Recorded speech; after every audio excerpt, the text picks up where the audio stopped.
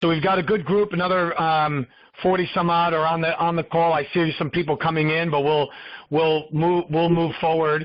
Today's going to be a little bit more of a focused topic today because things are starting to crystallize with the COVID situation, how things are coming along. Today's focus is stress test and train. Okay, stress test and train. So we're setting the agenda for the coming week, and we're talking about what should we be doing this week in our business. If you have a comment or a question, put it in the chat box. Monica will, or question or comment, put it in the chat box. Monica will see them, and we'll make sure to address them as we go through the presentation. All right. So today we want to talk about leaning in to our processes. I mentioned stress tests, but leaning in means putting lean practices on each of your particular business processes. And what I mean by that is, we're going to, I saw a list today of the 50 states and what is their reopening of the economy going to look like. And went through all 50 states.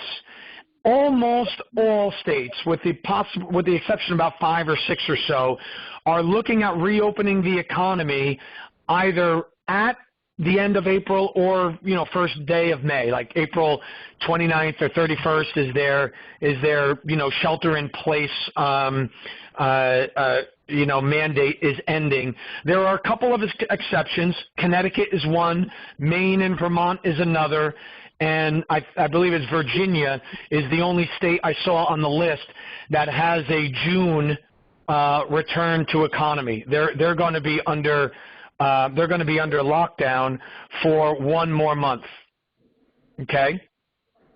And Monica, see if you could text David Amigo and make sure he's on because he sent me a note saying he might be struggling. So if you could just text him and check out, make sure he's good to go. And okay. And so thank you. So everybody else every other state is moving towards back to work in the month of May.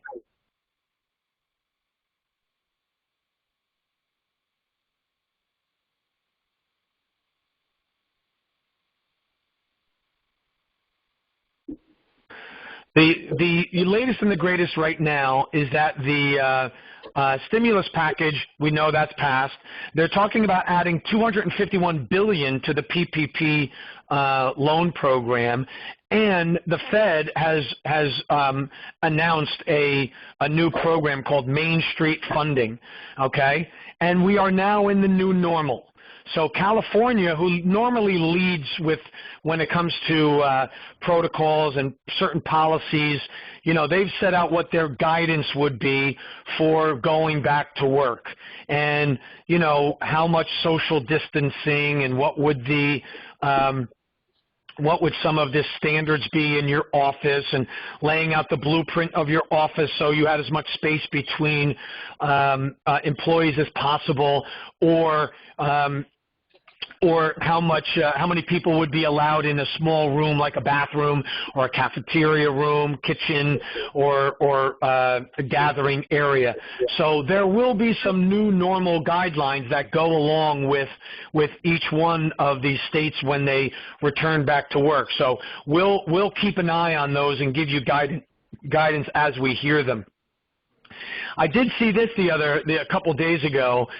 We have one of our clients looking into it. The Federal Reserve, has created a funding program called the Main Street Lending Program, and you can learn more about it by going to federalreserve.gov and you follow this link. Once you go on their monetary policy, they just on April 9th. They announced the details of this program, and they're making available $600 billion in new financing for small to mid-sized businesses, and this will allow businesses slightly larger than the PPP qualifying companies, but if you are over a certain size, over 10,000 employees or over 2.5 billion, you would not apply, you would not qualify for that. All right? And so same idea. You're going to apply, you're going to tell them what your intended use is, and they will, as long as you're spending it on what you're borrowing it for, it'll be a low interest loan. This is as with many programs, there'll be more guidance and there'll be more adjustments, but this is something that's available too. So if you're either thinking that the PPP loan does not apply to you or it's not working for you, there are other ways to get funding, during this time. So our main guidance is make sure you're applying for whatever you qualify for, and make sure that you have the 6 months worth of cushion available to you, because when we go back to work, these new normal guidances are going to be around for the rest of this year and a good chance through 2021. I'm operating under the assumption that we're going to have, some version of social distancing and other sanitizing guidelines, through the year 2021. So let's start planning that into our business operations now, okay? Now, I did want to take a moment and talk about what's working and who's working it. Okay, so as you remember, we're calling April Educate in April. All right. Now, and so we have a couple of things that have happened over the course of this week, and I also there's one other on here that I didn't get a chance to update on because it happened today. So one of our clients got funded by in the PPP program. They got funded, I believe it came in today, but they got their funding, so that's a good sign that, I've been having some conversations with some of you over the last couple of weeks saying, oh my God, I don't know if it's ever going to come. Are they ever going to make these payments? Another client got their EIDL funded. They got their $10,000 today as well. And another client got their IRS stimulus payment.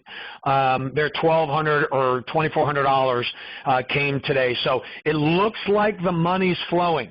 Okay. Now, Educate in April, Jason Schappert from M0A took that to the nth degree and started a little series on Facebook. We said have a town hall meeting. Jason runs a pilot training program programs online, and he did what's called in-flight coffee with Jason. So I pointed out, in case you want to check it out, go on Facebook, look up Jason Schappert, In-Flight Coffee with Jason, and have a look at how he did a Facebook Live meeting, town hall, with his clientele. It was Q&A about all things piloting and some things not piloting. Very effective. Jason, if I recall, you had, it's been viewed over 1,000 times, but I think you had somewhere in the order of over 100 people who stayed on a significant amount of time and were commenting and going back and forth with you on that. It's a great example, folks, because you're building community, you're staying in front of your clientele. Greg Reddington, who runs Redcom Construction, had a couple of president's briefings on YouTube. I saw there were 3 videos. One was, I think, 3 minutes long, one was 4 minutes, and the other was the full version at 7 minutes long, 3, 4, and the total 7.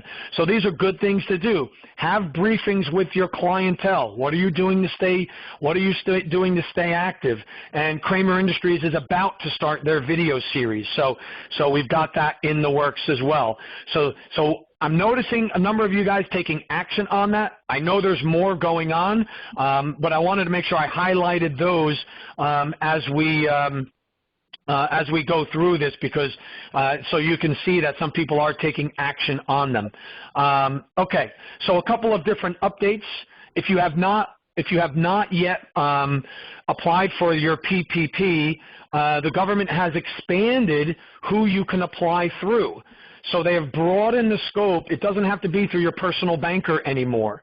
As an example, PayPal is now a portal you can apply for your SBA PPP loan through, and there are others. This was just one that comes to mind, but if you look for SBA lenders PPP, you'll see a number will come up, but PayPal is a common one. A lot of you use that, so I thought I would mention that one. Most states have some sort of state funding, and in the state of New Jersey, for example, they have the EDA loan. But even if but they've already said it's been oversubscribed, but they're allowing you to apply. You're getting a confirmation number, and you're in the queue. So when they continue to fund it, there'll be more money. There'll be more money readily available. Okay. So I've been through this particular slide before, but for the sake of the recording, I'll just go through the slide so you can see it when you review it. But make sure the big takeaway here, folks, is when you're applying for PPP, it's the last 12 months, or either rolling 12 months or 2019, whichever payroll number is greater, and have all of your answers in the lower tray of your computer or paste it on a Word doc or a spreadsheet so you can copy and paste, because we're still getting the feedback that people are timing out of the sites because the application sites are so inundated right now. And again, just for the sake of having this on here, for those of you that might not have been on last week, you do need to spend this money once you get it, once you're funded, within 8 weeks. Okay, so let me get into a little bit of a strategy here for a moment. We've been having the conversation with some of you where you're saying, yeah, you know what, but I have some people I'd like to lay off permanently. These are not the employees that I really want to keep. Okay. So again, here's our educate in April and the messaging you sent out. There's certain people I don't want to keep. Do I have to keep them? Well, you do have to maintain a certain head count, and it's got to be within a reasonable range of your current head count. Okay, and okay, it has to be within a certain head count, but it doesn't have to be the same people. If you lay somebody else off and then you get your PPP money, you can bring them back. You can bring them back and rehire them, or you can hire somebody else. All right? So now let me address that for a minute. You might have people, like we talked about from a couple weeks ago, clear the brush. Right? Clear out the dead wood. Who are the non-performing team members on your team that if this wasn't COVID, you would still look to replace? Well, think about it from this standpoint. There's about 10 million people that went out on unemployment.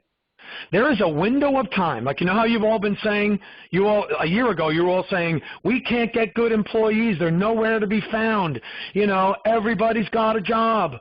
Well, you know what? 10 million people don't have a job right now. And for a window of time, they are sitting at home, watching the news, and being just as nervous about their career as you are about your business. Okay? And so now is the time to hire. Yep, you heard me. Now is the time to hire. Think about it for a moment. You're going to get funded by the PPP, right? For 8 weeks, if you spend it on payroll, it gets forgiven. So in other words, the government will train your next couple hires at their cost. So if you have somebody you were thinking of getting rid of, now's the time to do it. Because not only is there a good workforce available right now, and I get it. Those 10, and I said it before, that this big unemployment we have right now is going to go away in about 90 days because a lot of those people are going to go back to their jobs that they have. But you know what? The number one emotion in business is the emotion of certainty. And when we are in uncertainty, we freak out. When we have certainty, we feel good, we've got peace of mind, we make rational decisions. When we are in uncertainty, we don't exercise good, solid thinking. So there's 10 million people who value certainty over any other emotion in business that are sitting on unemployment. And yes, their employer said, hey, yeah, we're gonna bring you back. Right? But they sit in their home all day long, staring at the computer, staring at the TV, staring at their phone,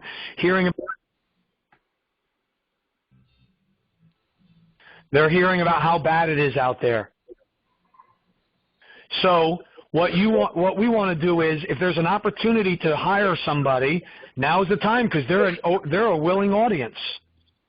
Right? We have one client who I was talking to a senior potential employee. They would have been a copywriter, okay, and the person was asking their prior salary was $90,000.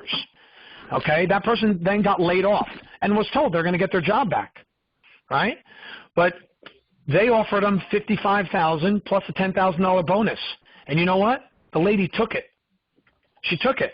She took a job at 65%, not even, maybe 70% of her prior salary during this time, right? Because she was uncertain about her last job, but uncertain about this company, okay? So now's the time to hire, folks. You have good quality people that are available. So if you're thinking of filling a position, if you fill that position, the government's going to pay you to train them for the next 2 months. So if you're looking at any open positions, now's the time. So I would do that. Okay. So we talked about training. What type of training should we be doing? Well, and what type of lean should we be looking at? Well, as far as the lean as far as the lean is concerned, we're going to look into our sales processes and our fulfillment processes and our customer service processes. Okay, but here's an initial sales process training that we want to not just train our team on, but drill them on. All right, you might say, wait a minute, I've got a really good team already. They know what they're doing. So I'm talking about drilling, practicing. This is like spring training. The baseball league, Major League Baseball is talking about opening up in May. So they're at spring training, right? All these players know how to play baseball. That's not a question. But they're going to do repetition after repetition after repetition to get into game shape. Okay, so one of the first areas that I would look at is, let's look at our sales team and let's do training on the initial conversation and assembling the transaction. Okay, so first off, the initial conversation. If I were to mystery shop your facility and get a salesperson on the call on the line, first off, the first person I talk to and then the salesperson, if I had to rank my experience of that call on a scale of 1 to 10, 10 being high, would it be a 10? Try it out. Call a couple of your locations. What was that experience like? All right? If you've got some people who are, could use the drilling, the repetitions, or you want to change how enthusiastic they sound on the phone, now would be the time to do it. The second aspect, so if Monica, if you can put us in lecture mode or mute some of the background noise, that'd be good. If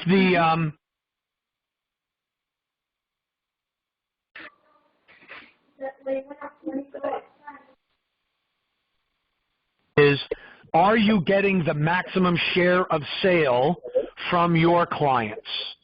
Are they buying all the services that they can be buying from you? Okay, so when you're assembling the transaction, there's obviously more you can do in the training, but this would be a good for customer service and for your sales team to work on these 4 questions. These are what we call the purchase priority questions or the value elicitation questions. Practice this with your team. Ask the prospects, ask the clients.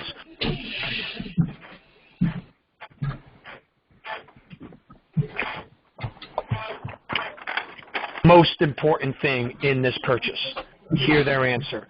What else is important about this purchase? Hear their answer. Is there anything else important?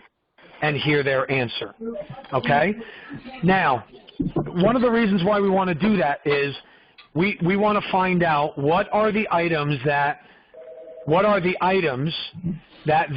are of top value of your prospect, okay?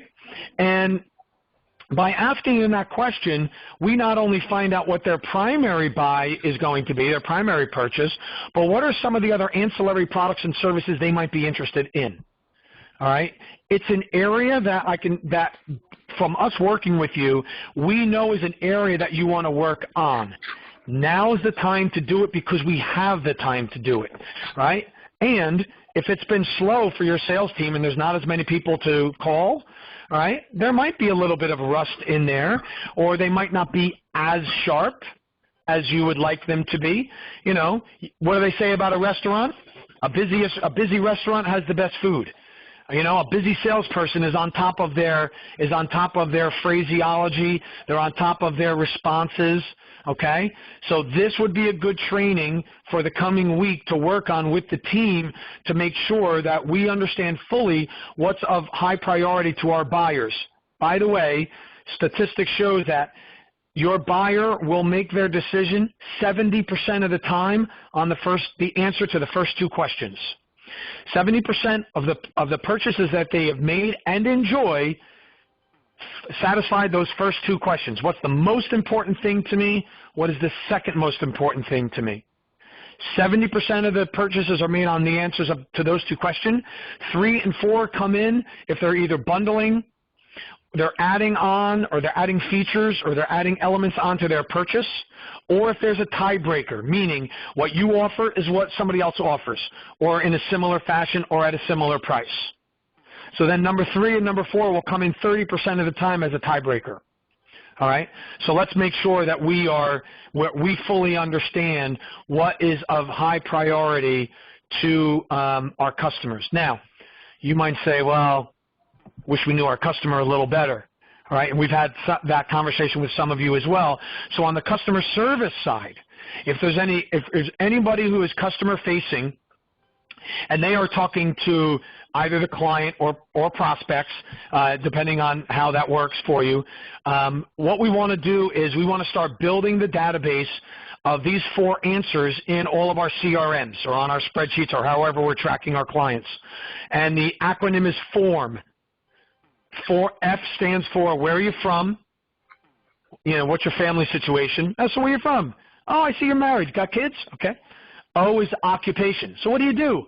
Well, I'm the director of first impressions. Oh, wow. What does the director of first impressions do around here? Okay. R stands for recreation. Well, what do you do for fun? Okay. M stands for motivation. Well, why did you choose this career? What do you enjoy so much about your job? What do you enjoy so much about your business? You know, why did you choose this path for yourself? And we want to build a database knowing these 4 answers for all of your prospects and your clients. The more and better you know them, the better. The better you can sell them, the better you can service them. Okay?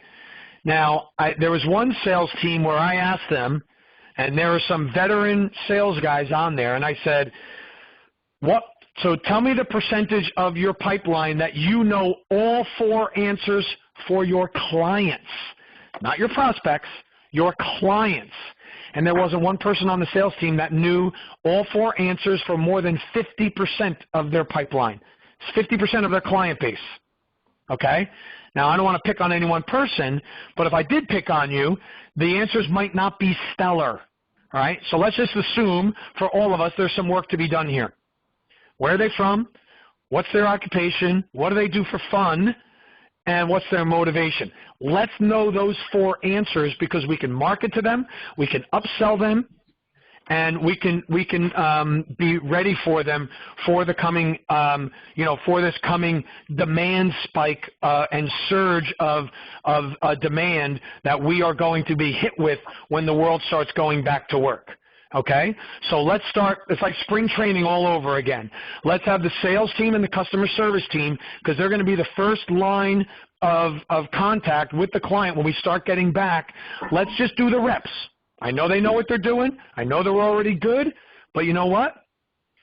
The MVP of Major League Baseball last week is in spring training last year is in spring training. Tom Brady, now of the Tampa Bay Buccaneers, he's going to go to football camp. They all practice. So here's your practice too. Okay. All right. Now, for the sake of these slides and as a reminder from last week, remember our script. Remember that we're building our preparedness plan. Remember that we're doing our preparedness plan. We are asking all of our projects, prospects, and clients, we're building our preparedness plan. Walk me through your next 12 months because, number two, I'm building my priority list for our clients and our prospects right now so we can be ready for you when you need your supply chain, your materials, your products, your services, and those needs spike. We want to be ready there for you. Okay?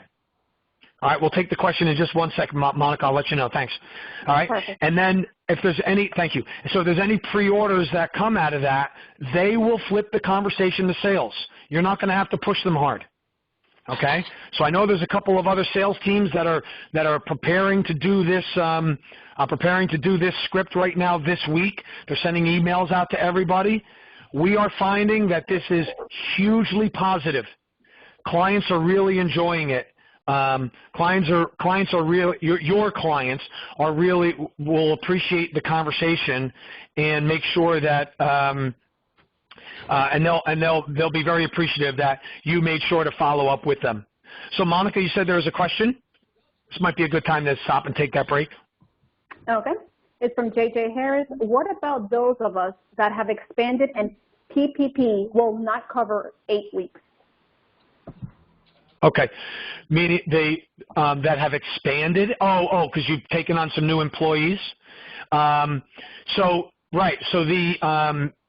JJ, if you've taken on some new payroll after, I'm going to assume it's after February 28th. So you take on somebody in March. You can use if you get the PPP money. You can use all of it on your employees. Now, 75% of it will be forgivable. The other 25% you can use on a new hire. It might not just be forgivable, okay, as of right now. They might change that later and make more of it forgivable, okay? And when this update to the stimulus package comes, you might find more is forgivable. But as of right now, if it doesn't cover it, use the other PPP funds to pay them right now, protect your cash, and part of it just might not be fully forgivable. So 75% is forgivable, up to 25% you can use on non-payroll expenses, but in this case, if you need to use it on payroll expenses, do that. And if you have to pay that money back, it's still a 1% loan. So we're recommending use up all that money, spend all that money first, protect all of your organic sale revenue, all your organic revenue that came in from sales, okay? And then you might, so part of it just might not be forgivable, but you do have over a year to pay it back. Okay, so that's the reason why. So I would still use it for that purpose. Okay, all right. Okay, cool. So now, when you have, were there any others, Monica? Nope, no more. That was good. Okay, cool. All right, JJ, let me know if I answered your question. Otherwise, I'll keep going on it if you need me to. All right, and so while you're now. The salespeople will love this next part, but they're not on for a reason because you who are listening will have to authorize this. So think about what you can give your salespeople should they get into the preparedness priority list and pre-order conversation with your prospects, right? Go through your pipeline, and one of these 4 messages will be appropriate for somebody in your sales pipeline, your prospect pipeline, or your existing client pipeline that has a project or a pending sale. Okay? One of these four will apply. More for same for same for less, same for later. Okay? More for same means they're talking to one of their prospects or a client with a pending project, and they say, you know what, my boss just won't go for it. He or she is scared to death of doing anything right now. When I even bring it up to him or her, they're not very responsive. You might say, well, listen, if I was able to throw in this one extra service, or if I were able to put a guarantee on this, or if I was able to give you, more flex, if I was able to give you, move you up on the priority list. In other words, if I was able to give you more for the same price, would that get it across the finish line? Yeah, you know what, if you're able to do that, that would give me some artillery, a reason to go back. I think I might be able to do that. Okay, so if I'll go to my team and see what I can work out, but if I can get that little bit extra, if I can extend the warranty, if I can get it to you a little sooner, if I can, hold on to, get you a little bit more safety stock, whatever would be appealing to them, is that a way to trigger that sale? Okay, and then, you would ask the prospect, if I go through all this, how quickly, if it's a yes, can you get me a PO, a purchase order, or an answer? 72 hours, 48 hours, something like that. So message number one will resonate with some of your prospects, not all. They won't care, or that won't resonate with them. But if it does, you want to make sure that you're ready for that. Message number two is same for same. All right, we mentioned this last week. Don't underestimate how much they are relying on you to be in business and supply their needs. Just like you're worried that your inventory might dry up, they are worried that you will not be able to provide your service to them. So same for same is just being able to say, hey, listen, we promised we'd be here by a certain time with providing this service or product. We're going to be there. Okay? The same thing I provided, we're going to provide. Same thing I promised, we're going to provide. Okay? And then there's same for less. So somebody says, yeah, I understand we talked about that project, but, we got obliterated last month. I don't know if there's any appetite to do this right now. And you say, you know what? You didn't hear it from me, but I heard my vendor, my supplier, saying that they were a little tight too. If I'm able to go back to them and get some sort of concession, they cut the price or whatever, they give a little, discount they normally don't, is that something that would help get it across the finish line? Well, yeah, I'll tell you what, that could help. All right, so if I go back to my supplier and they're willing to make a concession and I come back to you, is this an answer you can move on quickly? Because that's what they're going to ask. They're going to say, I'll give this discount, but it's only good for 48 more hours or 72 hours. So if I come back, is that something that you think you can do? Yes, I think you can do. All right, well, you hang on to that. Go talk to supplier, come back, they'll do it. They'll give you 3%, 5%, whatever the number is. But it's good for 48 more hours. Can you get me an answer? They run and they go get their answer. You know what? We got ourselves a deal. You get me 4% off, I'll sign the PO in the next 48 hours. Great. 4%, you're good? 4%, you're good? All right, let's get that PO. So same for less might be worthwhile for some of your prospects. And then same for later. By the way, what we're hearing is number 2 and number 4 are the most popular right now. Same for same and same for later. Same for later is they just said, oh, I just had a really rough month. Either I got a layoff or, revenue wasn't great or cash reserves or I had to tap into my credit line. I'd love to start or continue, but I don't know what I could do about this month. All right, I'll tell you what. Why don't we still work together as, or I'll provide the product or the service as promised, and we'll take your May payment and we'll spread it out over quarter 4 of this year. Sound good? Great. Oh, my God, you can do that? Well, I'll get authorization. I need a ACH. I need a credit card backup, blah, blah, post-dated check, whatever you're going to do. But, yes, as long as I promise a payment, I think I can work something out with my finance department or my boss. All right?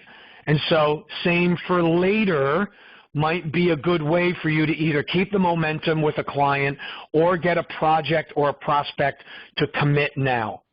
Okay? when, the psychology of a market is when a market is going up and down, which is what it's doing right now. It's gone down, but now because we're getting ready to get started again, it's kind of choppy. Who's up, who's down, right? Okay? Buyers get paralyzed. So they might need that little extra reinforcement or a concession or some flexible terms and conditions to move back to off the sidelines and making that purchase. So this week is a really good time for your sales, customer service, marketing team, and for you as the owners to think about what would we be willing to do, how can we arm our sales team, our marketing team or customer service team, so that when they go out, they've got these three scenarios, right, that they have some flexibility with. Obviously, they're going to have to come back to you, and you're going to approve it. You're not going to let them just run with it, right? But at least be prepared with what those could be. At least have, and just like we had the script for, preparedness, priority, and pre-orders, have your script for more for same for same for less, same for later. And if you listen to this recording, I kind of walk through each of those four. We'll modify that for you, but let's have the team well prepared for that. Okay? All right. Accountability check-in. Everybody has their 12-month forecast done? You've gone line by line analysis. All right? If that's done, then you should be thinking about your 30, 60, 90-day forecast at this point. All right? Now, part of the big thing right now, we want to look, and in that analysis, let's look at each of the areas of your processes and where are the opportunities to improve. All right? So for many of you, we've done process maps in various areas of your business. Let's review those process maps and see where are the inefficiencies and what could we possibly remove right now. Okay? And in your forecast, we want, 1, 2, and 4 are our most important. Cash in the bank. What's our cash in the bank each month? What's our accounts receivable going to look like? What's our deferred revenue if you're getting any monthly agreements? Okay? All right? And again, just as a render, now is a good time from a staffing standpoint. Chris Brown is probably happy to hear that from R.J. Bird. Yeah, because he's a staffing company. Stacey Stratton, same, if you're listening. But now's the time. Let's what do they call it? Let's position our staffing or normalize our staffing plan to the valleys of the business. Let's look at our slower time of the year, and let's look at what we need to staff fully for those slow times. And then let's look at temps, subcontractors, outsourced resources, virtual assistants, all right, to fill the or other strategic alliances in order to fill those gaps.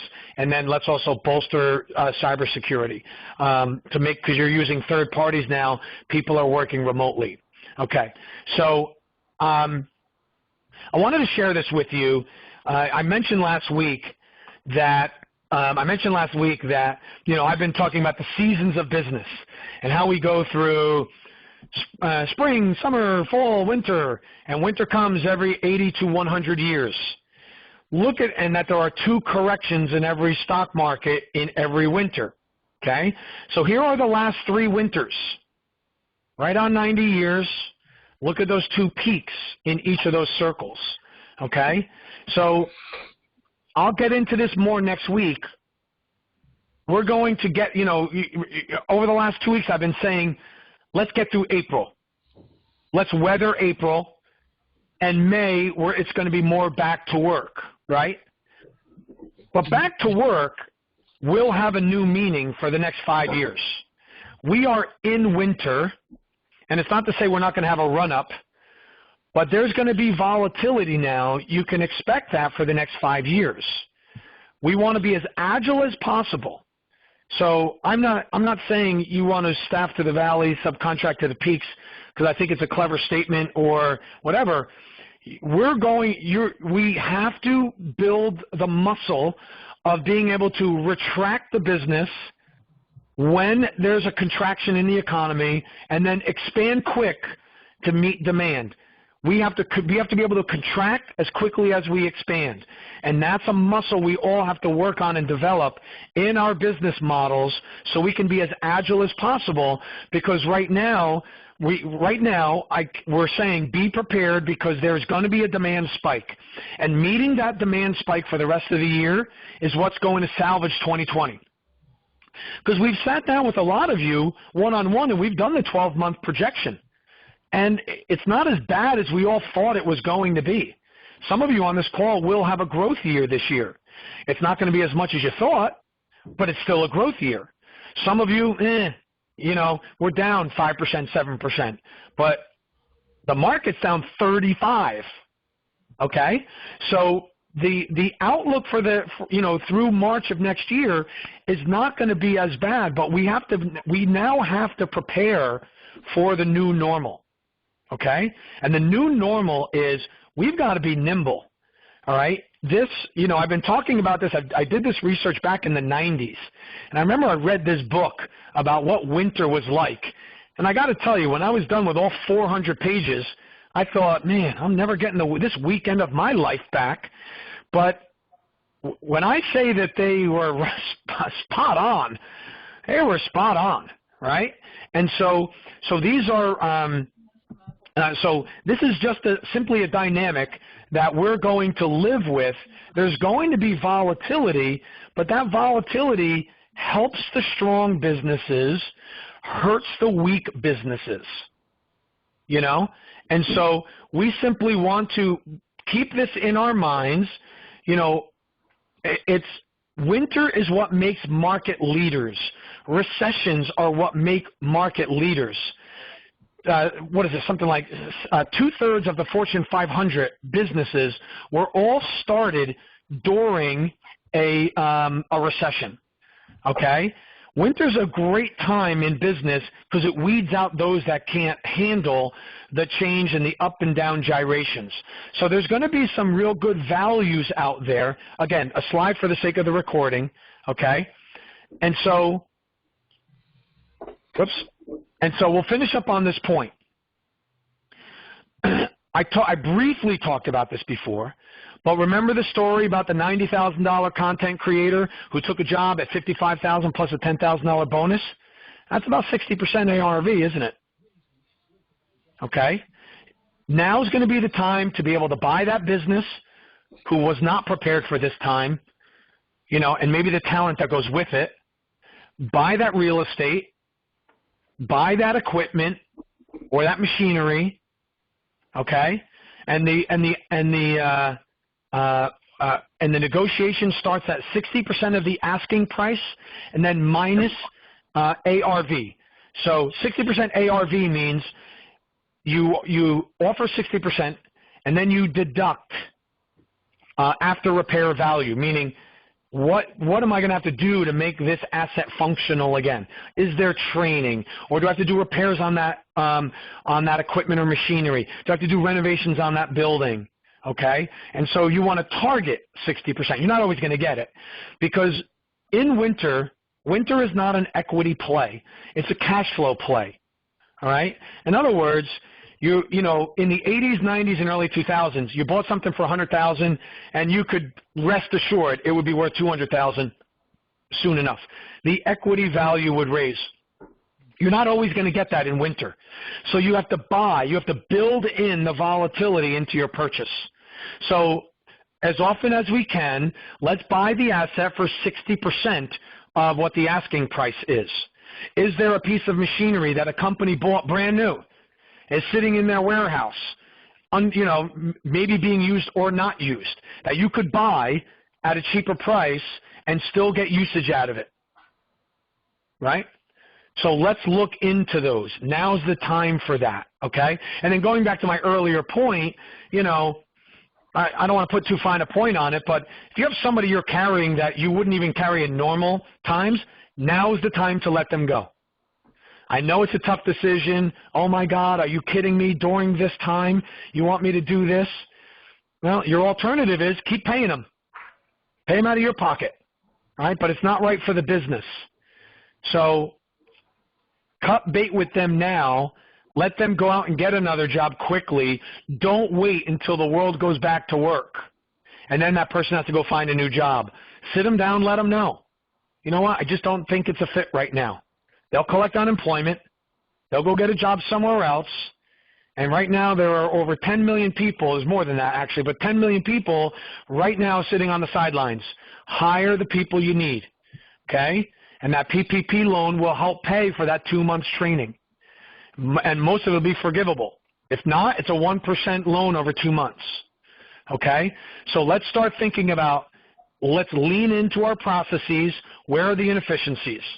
Now's the time to do it because we have time to do it, okay? Let's train our sales team and our customer service, anyone client-facing. We're going to train everybody, but let's get the client-facing people ready right now, okay?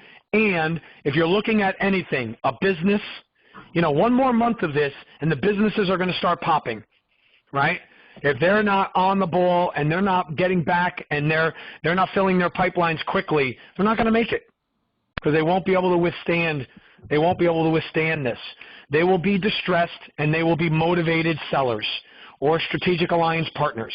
Okay, so we want to actually start looking for that because you might be saying, how am I going to grow during this time? Well, maybe there's a business where you can buy their client list and get a deal on it. Okay, now's the time to look into that. You know, one of the things we deal with a lot with the owners, and you'll relate to this, is CEO fatigue, right? You know, if you've been in business 20, 30 years, this isn't your first rodeo, and you're like, oh my God, how many more of these do I have to go through? Right? So there's plenty of business owners out there right now in their late 50s, early 60s, even 70s that are like, oh, I had it. This was enough. I've been through this, hurricanes, 2008 and 9, 1980, 2001, 1987. Enough. Enough's enough. I remember my first year in business as an entrepreneur was 1985. 2 years later was Black Friday. We were already in a recession, and then that happened. You know, I was just getting young. What did I know? But this is my fourth go-around. You know, how many more of these you got to do, right? I'm still in it. I'm still enjoying the challenge, but there are those that are like, oh, I'm raising the flag. Take me out now, right? They're out there, so let's go looking for them, okay? All right. So I know we addressed some of the comments. I saw some of them came through on text, so thank you for them. Monica, there was a question that we answered. Are there any other comments, thoughts, questions that we need to address? No, just a quick comment from Stacy. This is the best time to hire. You're able to get people you never would have gotten 3 months ago. Gotcha. And Stacy's from True Talent Group is a professional recruiter. So we made fun of Stacy's office last time, if you recall, because it's beautiful, and I want her to buy a building instead of renting where she's at. So we made fun of Stacy, but thank you this time, Stacy. You're absolutely right. There's talent out there that will not be available later, and they'll listen now. They'll listen to your offer because they're home and they got nothing else to do. So let's go for that for sure. All right. Anything else, Monica, that on the chat box? No, that's it. Cool. All right, guys. Well, thanks once again. We are now. I remember I ran the New York City Marathon in 2002. I'd never run more than 10 miles in my life, and for the first half of it, I kept saying, oh, my God, I could just duck out right now. It was torture. And I remember crossing mile 13, and there was a guy with a megaphone, one of the volunteers, and he kept yelling, keep going. You're now closer to the finish than you are to the start. And I'll never see this guy again in my life, but that still sticks with me to this day because I remember crossing the line saying, I'm hurting. But it's closer to the finish line, I might as well keep going, right? The idea of turning around and going back just left my head, and I'm like, might as well keep going to the end. You know what? And we are now closer to going back to work than we are to being quarantined, right? Okay? So you've made it through halfway through April. All right? Most of us are going to be going back to work in one way, shape, or form in full in a couple of weeks. And I know you're all working right now. You're all working on one aspect of your business or the other. But we are closer to the finish line now, or the restart line, than we were the problem. The curve is flattened. The narrative has changed. Even our governors are talking about their back-to-work plan. All right, so hang in there. I know the last couple of weeks have been really stressful. Again, like I said last week, you guys have been staying positive, productive. You're staying ahead of the curve on this. You're staying out front on this as well. And the money's coming. EIDL money is on its way. The PPP funds are coming. The IRS stimulus money is coming. The programs are kicking in. If you have not applied yet, make sure you do that. But you're starting to see the evidence that the money is starting to flow. And for the people that we have seen getting funded on their PPP, they're getting funded for what they applied for. So it's not like I applied for $10 million and you gave me $100,000. They're getting what they applied for. So that's a really good sign. And the states and the Fed and the Federal Reserve are adding to the stimulus package, okay? So let's make sure we stay in front of that as well. We're coming up to the top of the hour. Another great session. Looking forward to speaking with you all during the week. You've got some homework now. Your advisors will follow up with you on those topics. If you have any questions whatsoever, there's my direct line, as you know. There's my email address. Next week we will be back at 2 o'clock. Okay? I already had a pre-established commitment that I had to do at 2 o'clock. I couldn't move it. But next week we're back to 2 o'clock. Okay? So our regularly scheduled time. We'll send you the recording by tomorrow, and the invite for next week. So have a great week, everyone. God bless. Stay safe. All right, and stay safe. Follow the sanitizing guidelines, and we'll catch up with you all next week.